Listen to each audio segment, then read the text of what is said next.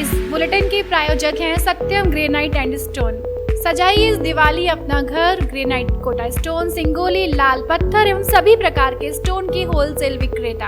Revas Devda road 500 quarter वृद्धाश्रम के सामने, मंदसौर, मध्य प्रदेश।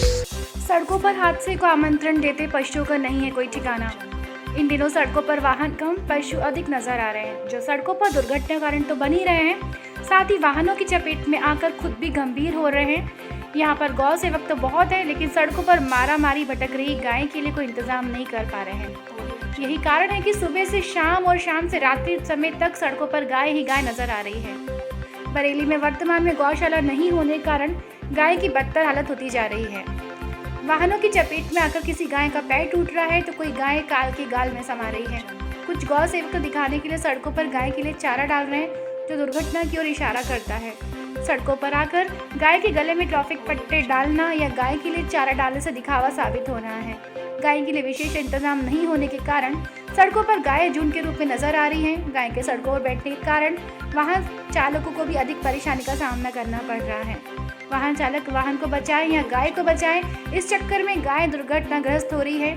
जनप्रतिनिधि और नगर प्रशासन सड़कों पर मारी मारी भटक रही गाय के लिए कोई पुख्ता इंतजाम नहीं कर पा रहा। परिणाम स्वरूप 3 दिनों तक सड़कों पर गाय की संख्या बढ़ती चली ही जा रही है।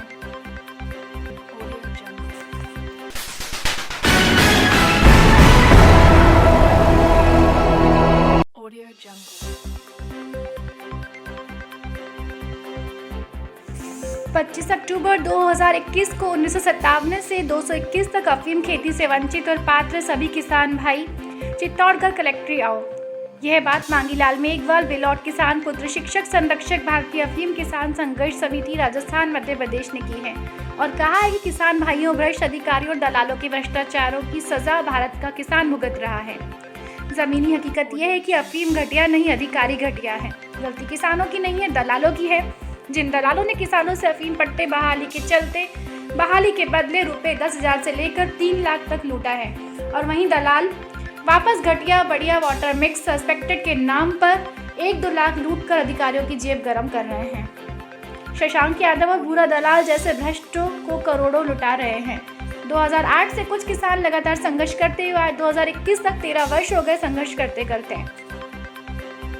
सहीराम, सुधीर यादव, प्रवीण कुमार, भानु प्रताप जैसे सरकारी अधिकारी किसानों से करोड़ों की चांदी कूट चुके हैं और पुनः इन भ्रष्ट अधिकारियों कुछ अधिकारियों ने मिलकर के सुधीर यादव, प्रवीण कुमार, भानु प्रताप को वापस नौकरी पर लगवा दिया है।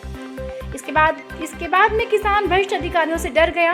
जितना रोकड़ा रुपया मांगता है उतना ही देने को हाँ भर के अपना पिंड छुड़ाकर अपना अफीम पट्टा बचाता है, और दलालों को इतना कॉन्फिडेंस रहता है नेताओं और अधिकारियों पर कि उसका बाल भी बाकर नहीं होता, क्योंकि सुधीर यादव, प्रवीण कुमार, भानु प्रताप वापस नौकरी पर लग गया।